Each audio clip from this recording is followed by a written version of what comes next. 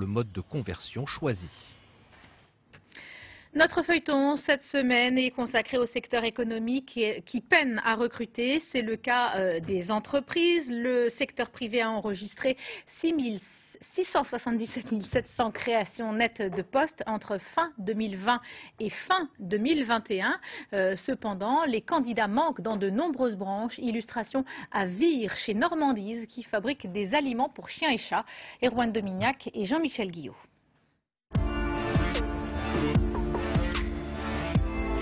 Ici règnent les pistons, les bras articulés, les chaînes de production automatisées et les véhicules laséro-guidés. À Normandise Pet Food, bienvenue dans l'usine du futur. L'usine 4.0 où la machine est au cœur. Pourtant, même ici, l'homme reste essentiel. Il y a toujours un contrôle des machines. Il y a tout ce qui est lancement. Il y a des réglages à faire obligatoirement. Une usine qui marche tout seul avec des produits frais, enfin, ça s'est jamais vu. Donc oui, on aura toujours besoin de monde. Pour fonctionner 24 heures sur 24, 7 jours sur 7, le fabricant d'aliments pour chiens et chats emploie aujourd'hui 7 à 800 personnes. Parmi elles, Véronique Delosier, conductrice de ligne à l'étiquetage, ancienne aide à domicile. Elle a rejoint l'entreprise il y a 2 ans et demi. Moi j'ai été formée sur les étiqueteuses parce qu'ils n'avaient pas assez de conductrices. Donc c'est pour ça qu'en même temps, moi j'étais conductrice de ligne au niveau du co-packing.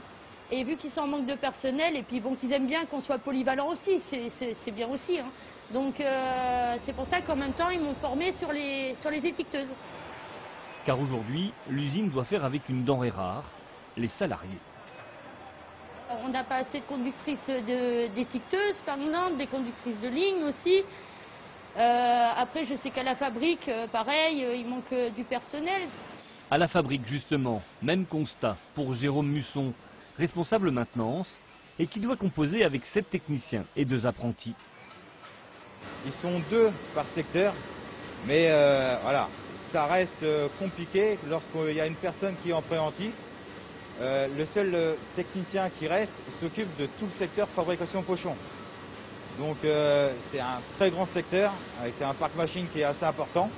Donc oui, moi j'aurais besoin d'un +1 dans chaque équipe. Conséquence directe, moins de personnel, de maintenance égale plus de risques de panne. Mais si Normandise manque de bras, ce n'est pas par refus de recruter, bien au contraire. Avec l'installation prochaine de nouvelles lignes de production, une 60aine de postes est dès à présent proposée. Manquent les candidats. On a des difficultés de recrutement parce que on a du mal à faire venir.